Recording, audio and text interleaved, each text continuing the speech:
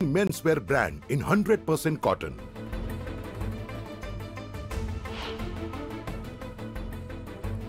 E पीक पाहणीसाठी 2 दिवस शिल्लक. सरकारच्या महसूल विभागाकडून ई पीक पाहणी करण्याचं शेतकऱ्यांचं आवाहन.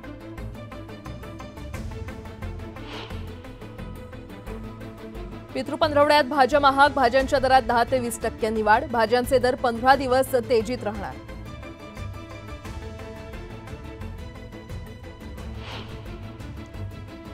तेवीस सप्टेंबरपासून पावसाचं दमदार कमबॅक होणार. हवामान खात्याचा अंदाज. मुंबईसह कोकणात पावसाची शक्यता.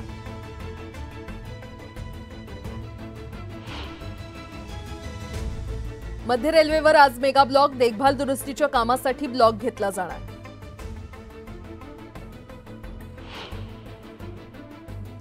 पंचवीस सप्टेंबरपासून वीज कर्मचारी 2 दिवसांच्या संपावर. राज्य शासनाला दिली संपाची नोटीस.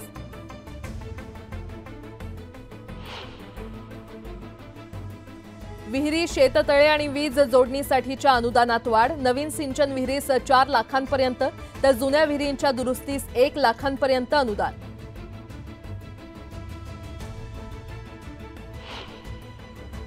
देशामधील सर्वच मंदिरातील प्रसादासाठी मार्गदर्शक तत्व जाहीर करा. All food and drug licence holder फेडरेशनची मागणी.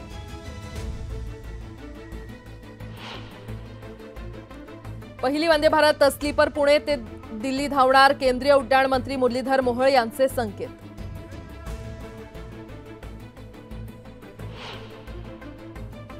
आणि महापालिकेत आता चेहरा पडताळणीद्वारे हजेरी. शिक्षणाचा अभाव असलेल्या कामगार वर्गाकडून निर्णयाला विरोध.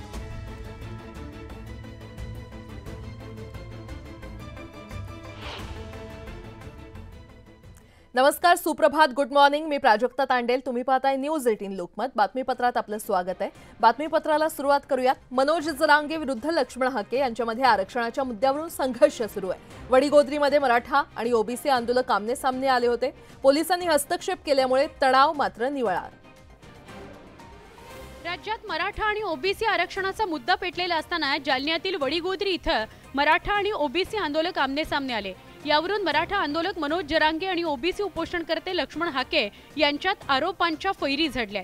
जरांगेंच्या कार्यकर्त्यांनी आरेरावी केली आणि मग काही लोकांनी मागून घोषणा दिल्या, 1 मराठा लाख मराठा. मग ओबीसीनी प्रत्युत्तर म्हणून आमच्या बांधवांनी काही घोषणा दिल्या. हे छगन भुजबळमुळे आणि त्या परळीमुळे येऊन बसते आणि दिले आपला तणाव करून मराठ्याचा धनगराचा घेणं देणं.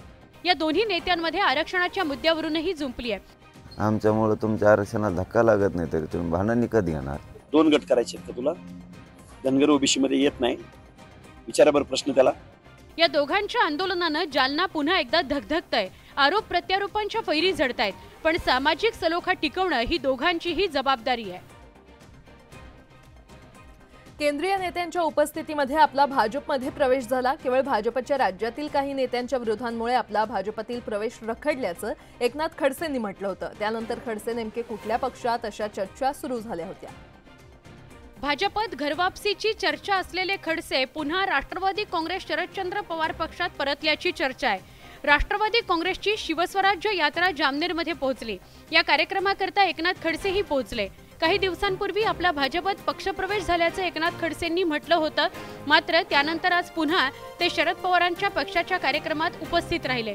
दरम्यान आपला पक्षप्रवेश नाही तर मी राष्ट्रवादीमध्येच आहे असं खडसे म्हणाले. आपला पण पक्षप्रवेश होणार आहे का? माझा पक्षप्रवेश करण्याचा संबंध येत नाही. राष्ट्रवादी काँग्रेस पक्षामध्ये पूर्वीपासून आहे आणि आताही आहे.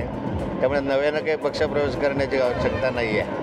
पवारांच्या पक्षाच्या कार्यक्रमातील उपस्थितीमुळे भाजपत पुन्हा प्रवेश करण्याच्या खडसेंच्या प्रयत्नांना ब्रेक लागलाय का, अशा चर्चा राजकीय वर्तुळात सुरू झाल्या आहेत.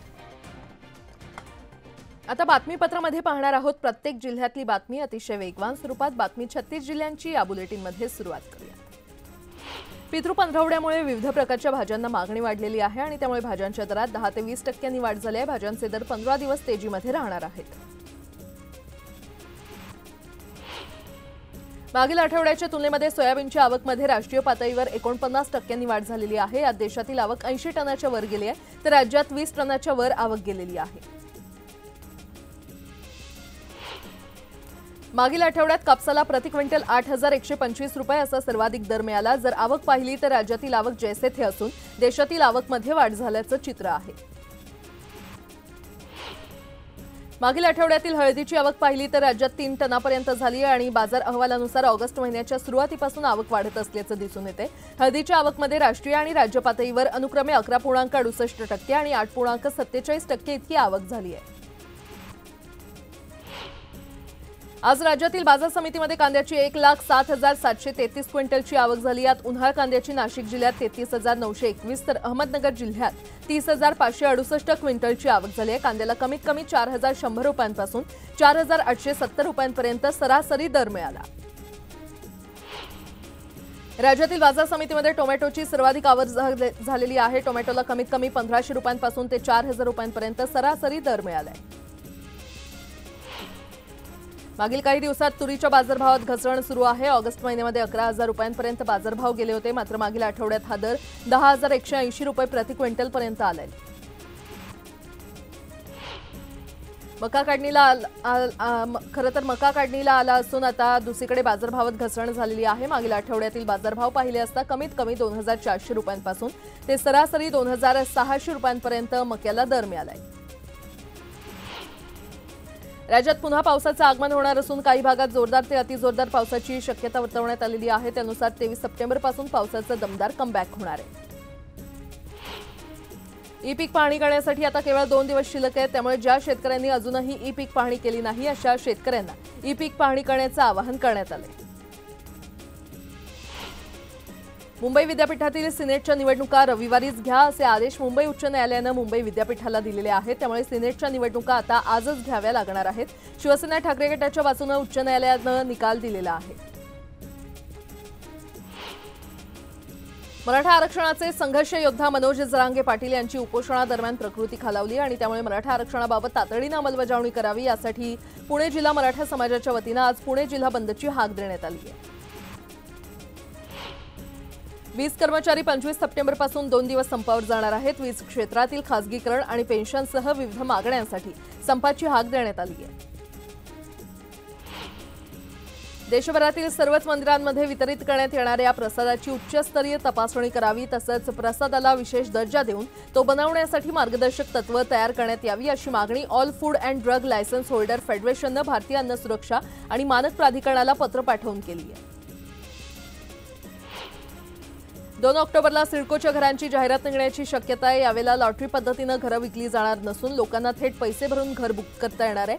म्हाडानंतर सिडकोनं देखील घरांच्या किमती कमी करण्याचा निर्णय घेतलाय। वर्षानुवर्ष म्हाडाच्या जमिनीवरील रखडलेल्या एसआरए प्रकल्पांच्या कामाला वेग येणार आहे आणि या भूखंडावरील झोपड्यांचा जुन्या चाळींचा एसआरए योजनेअंतर्गत पुनर्विकास करण्याबाबत राज्य सरकारनं एसआरए मंजुरी दिली आहे आणि त्यानंतर म्हाडाकडून तात्काळ कामाला सुरुवात केली जाणार आहे। बिरसा मुंडा कृषी क्रांती योजनेचे निकष सुधारून विहिरी, शेततळे, वीज जोडणी आदींसाठी भरीव अनुदान देण्याचा निर्णय घेण्यात आलेला आहे। यासाठी सुधारित निर्णयानुसार नवीन सिंचन विहिरीस 4 लाखांपर्यंत तर जुन्या विहिरींच्या दुरुस्तीसाठी 1 लाखांपर्यंत अनुदान देण्यात येणार आहे। 12वी पाणी पुरवठा योजनेवरील पाण्याची मागणी वाढते आणि या वाढत्या मागणीमुळे डोंबिवली औद्योगिक क्षेत्र तसंच रहिवाशांना कमी दाबानं पाणी पुरवठा होतोय। ही समस्या मार्गी लावण्यासाठी शाळ पाणी पुरवठा योजना पुनर्जीवित करण्यात येते। करवीर निवासिनी श्री अंबाबाई मंदिर परिसरातील दानपेटी शनिवारपर्यंत 1,84,04,070 रुपयांची रोख रक्कम जमा झाली आहे। वर्षभरात या दानपेटीत भाविकांकडून अंबाबाई चरणी जमा होणाऱ्या रोख रकमेची मोजदाद देवस्थान समितीनं केली आहे। मुंबई महानगरपालिका प्रशासनानं येत्या 1 ऑक्टोबरपासून कामगारांची हजेरी चेहरा पडताळणी यंत्राद्वारे करण्याचा निर्णय घेतलेला आहे। मात्र शिक्षणाचा अभाव असलेल्या आणि स्वयं नोंदणी करून न शिकणाऱ्या कामगार वर्गाकडून निर्णयाला विरोध होऊ लागलाय। आता पहिली वंदे भारत स्लीपर ट्रेन देखील महाराष्ट्रातून धावणार असल्याची शक्यता आहे। विशेष म्हणजे पुण्यातून ही ट्रेन धावणार असल्याचे संकेतच केंद्रीय उड्डाण मंत्री मुरलीधर मोहोळ यांनी दिलेले आहेत। पंतप्रधान अनुदान प्रकल्पात 30 ते 35 वर्षांपूर्वी बांधण्यात आलेल्या 66 इमारतींचा पुनर्विकास करण्याऐवजी दुरुस्ती करण्याचं ठरवण्यात आलंय। या 66 इमारतींसाठी महाराष्ट्र निवारा निधीतून 150 कोटी रुपये मंजूर करण्यात आले। महानगरपालिकेच्या सर्व प्रशासकीय विभागात स्वच्छता ही सेवा अभियान 2024 अंतर्गत विशेष स्वच्छता मोहीम राबवण्यात आली। राडारोडा, घनकचरा संकलनाबरोबरच स्वच्छता प्रतिज्ञा, स्वच्छता संवाद, स्वच्छता फेरी आणि मानवी साखळी जनजागृतीवर पथनाट्य आयोजित करून सार्वजनिक स्वच्छतेचं महत्त्व अधोरेखित करण्यात आलं।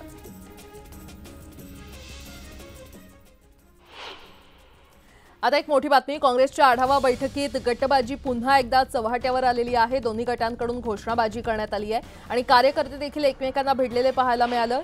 हिंगोली शहरात काँग्रेसचे पदाधिकारी आणि कार्यकर्त्यांची बैठक आयोजित करण्यात आली होती. विधानसभा निवडणुकीसंदर्भात ही बैठक आयोजित करण्यात आली होती. मात्र या बैठकीत काँग्रेसमधील गटबाजी पुन्हा एकदा चव्हाट्यावर आली आहे. बैठक सुरू होताच जिल्ह्यातील काँग्रेसच्या दोन्ही गटातील कार्यकर्त्यांकडून घोषणाबाजी सुरू झाली. दोन्ही गटातील कार्यकर्ते एकमेकांना भिडले आणि धक्काबुक्की झाली. यानंतर पोलिसांना पाचारण करण्यात आलं. या प्रकारामुळे ही बैठक आटोपती घेण्यात आली.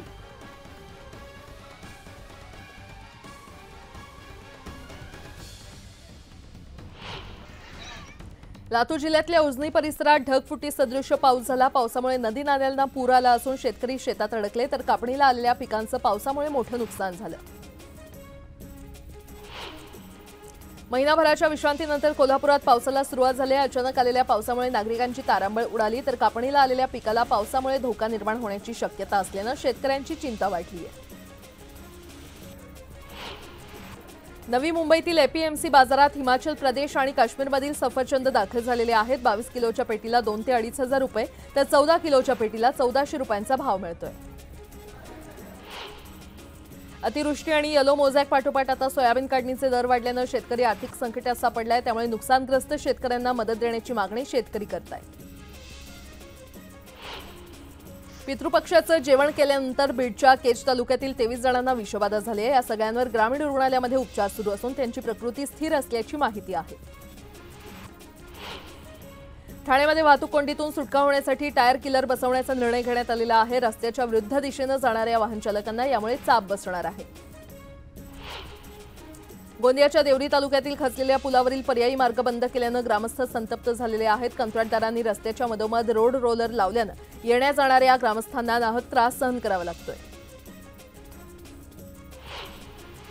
हाँगकाँगमध्ये पार पडलेल्या वुशू इंटरनॅशनल कराटे चॅम्पियनशिप स्पर्धेमध्ये कुर्ल्यातील सम्यक आलिल यानं 2 सुवर्ण पदकांची कमाई केलेली आहे. सम्यक हा मुंबईच्या सेंट जोसेफ हायस्कूलचा विद्यार्थी आहे. जागतिक बीच स्वच्छता दिनानिमित्त वसई विरार महापालिकेनं जागतिक विक्रम करण्याचा निर्धार केलेला आहे. वसई विरारच्या राजोडी या समुद्र किनाऱ्यावरील 4 ते 5 किलोमीटरचा भाग 10,000 नागरिकांसह विद्यार्थ्यांनी स्वच्छ केलाय. शिर्डीतील मारीगोल्ड हॉटेलमध्ये काल दुपारच्या दरम्यान आग लागली होती. अचानक आग लागल्यानं ग्राहक कर्मचाऱ्यांनी हॉटेलबाहेर पळ काढला. दरम्यान अग्निशमन दलाकडून आगीवर नियंत्रण मिळवण्यात यश आलं. पुण्याहून लातूरकडे जाणाऱ्या खासगी ट्रॅव्हल्सचा भीषण अपघात झाला. चालकाचा ताबा सुटल्यानं ट्रॅव्हल्स पलटी झाली. या अपघातात 5 ते 7 प्रवासी जखमी झाले. नेरळमध्ये एका भरधाव अर्टिगो कारनं कॉलेजला जाणाऱ्या 3 मुलांना जोरदार धडक दिली. या अपघातात एका मुलाचा जागीच मृत्यू झाला असून इतर 2 गंभीर जखमी झालेले आहेत. कारवरील नियंत्रण सुटल्यानं अपघात झाल्याची माहिती आहे.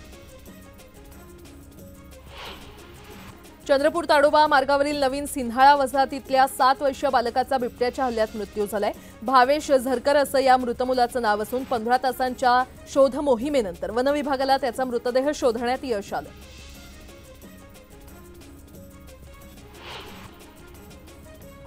केंद्रीय मंत्री नितीन गडकरी नेहमीच आपल्या खास शैलीमध्ये परखड मत मांडत सत्ताधारी आणि विरोधकांचं कान टोचत असतात. मात्र आता गडकरींनी लोकशाहीत राजा कसा असावा यावर थेट भाष्य केलंय. केंद्रीय मंत्री नितीन गडकरींनी आपल्या भाषणातून लोकशाहीत राजा कसा असावा आणि त्यानं प्रजेशी कसं वागावं यावर पडखड मत व्यक्त केलं. लोकशाहीची सगळ्यात मोठी परीक्षा कोणती असेल तर राजाच्या विरुद्ध कितीही प्रखरपणे जर कोणी विचार मांडले तर राजाने ते सहन केले पाहिजे आणि त्या विचारावर चिंतन केलं पाहिजे. हीच खरी लोकशाहीमधली अपेक्षा आहे. नितीन गडकरींनी परखड मत मांडताना छत्रपती शिवरायांचं उदाहरण देत सत्ताधारी आणि विरोधकांचे कान टोचले. म्हणजे सेक्युलर शब्दामध्ये सर्व धर्म समभावाचं जुन्या इतिहासातलं सगळ्यात चांगलं आणि उत्तम उदाहरण जर कोणतं असेल तर ते छत्रपती शिवाजी महाराजांचं आहे याचा मला विश्वास आहे. नितीन गडकरी आपल्या नेहमीच्या खास शैलीत सत्ताधाऱ्यांसह विरोधकांचे कान टोचताना दिसले. आता गडकरींच्या टोलेबाजीचा रोख नेमका कुणाकडे याची चर्चा सुरू झाली आहे.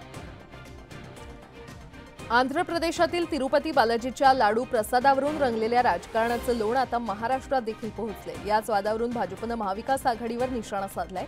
आगामी विधानसभेनंतर राज्यात महाविकास आघाडीचं सरकार आलं तर काय होईल असा सवाल उपस्थित करत लाडू प्रसादावरून विरोधकांना डिवचले. तिरुपतीच्या प्रसादाच्या लाडूवरून सध्या देशाचं राजकारण तापलंय। यावरून आंध्र प्रदेशात मुख्यमंत्री चंद्राबाबू नायडू आणि YSR काँग्रेसचे प्रमुख जगनमोहन रेड्डींमध्ये आरोप प्रत्यारोपांच्या फैरी झडतायत। आंध्र प्रदेशमधील प्रसादाच्या लाडूचे पडसाद आता महाराष्ट्रात उमटल्याचं बघायला मिळत आहे। तिरुपती मंदिरातल्या लाडूच्या प्रसादातील भेसळीवरून भाजपनं महाविकास आघाडीवरही निशाणा साधला। सुनील देवधर यांनी केलेली टीका मवियाच्या नेत्यांनी परतवून लावत भाजपवर निशाणा साधलाय। ह्यांचं जर उद्या सरकार आलं तर पंढरपूरचे लाडू किंवा अंबाबाई महालक्ष्मीचे लाडू, शिर्डीच्या साईबाबांचे लाडू, याच्यामध्ये सुद्धा सगळ्या अशा गोष्टी होऊ शकतील। एरवी भ्रष्टाचार असे वगैरे आरोप द्यायचे, आता भ्रष्टाचाराचे आरोप भारतीय जनता पक्ष कुठल्या तोंडाने आमच्यावर करणार, त्याच्यामुळे आता आमच्या विरोधात बोलायला काहीच राहिलं नाही, म्हणून येईल। प्रसादाच्या लाडूवरून राजकारण सुरू असलं तरी भाविकांच्या श्रद्धेला कोणताही धक्का लागू नये आणि प्रसादात कोणतीही भेसळ होऊ नये इतकीच सर्वसामान्य भाविकांची अपेक्षा आहे। यासोबतच बातमीपत्रामध्ये एक छोटासा ब्रेक, पाहत रहा न्यूज 18 लोकमत।